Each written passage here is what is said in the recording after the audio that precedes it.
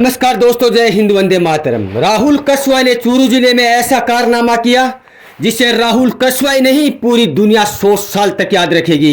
आइए दोस्तों, हम आपको बताते हैं। अगर आप राहुल जी कस्वा के फैन हैं तो वीडियो को लाइक जरूर करना।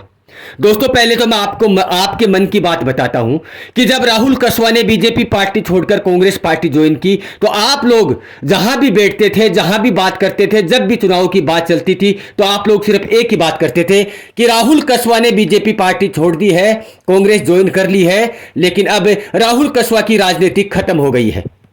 आप लोगों को यह भी विश्वास था कि राहुल कस्वा बीजेपी पार्टी छोड़कर कांग्रेस में जाने के बाद कभी भी लोकसभा का चुनाव नहीं जीत पाएंगे, क्योंकि कांग्रेस पार्टी चूरू जिले से बहुत ही कम जीतती है। लेकिन आप लोगों ने तो आपस में बात करना शुरू कर दिया, रिश्तेदारों से बात करना शुरू कर दिया। जहां भी पंचायत, ढहानी, जहां भी जिसके पास भी बैठे हो तो आप लोग एक ही बात करते थे कि राहुल कस्वा का यह लास्ट चुनाव है, अब राहुल कस्वा की राजनीति खत्म होने की कगार पर आ गई है। सोचते थे या नहीं, ये कमेंट बॉक्स में बताना। लेकिन चूरू जिले से जितने नेता आज तक कांग्रेस पार्टी से आए हैं, जो भी राजेंद्र सिंह राठौड़ के सामने आए हैं, उसका एक सपना था और वो सपना हमेशा अधूरा रहता ही नजर आया है। राहुल कस्वा एक ऐसे दिग्गज नेता निकले चूरू जिले से जिसने उस 35 साल के जितने भी बीजेपी कांग्रेस के नेता के जितने भी सपने थे वो पूरे कर दिए हैं राहुल कस्वा ने।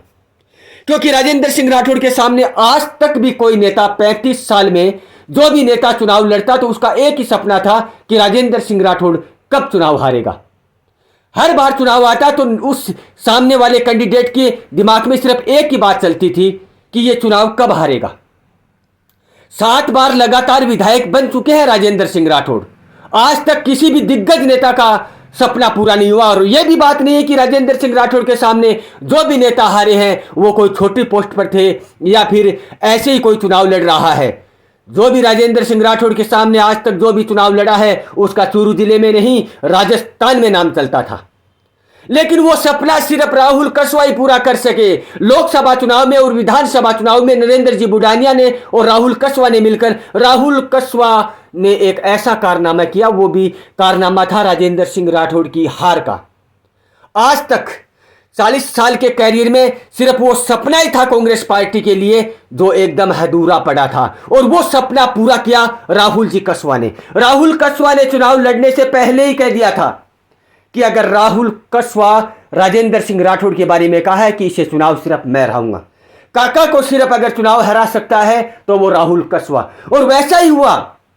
जरूर जीत कम वोटों से हुई, लेकिन वैसा ही हुआ जो बीजेपी पार्टी के सबसे शानदार चूरू जिले के कैंडिडेट राजेंद्र सिंह राठौड़ को हराकर कांग्रेस पार्टी का 35 साल से जो सपना चकनाचूर हो रहा था वो पूरा किया था राहुल जी कस्वा ने।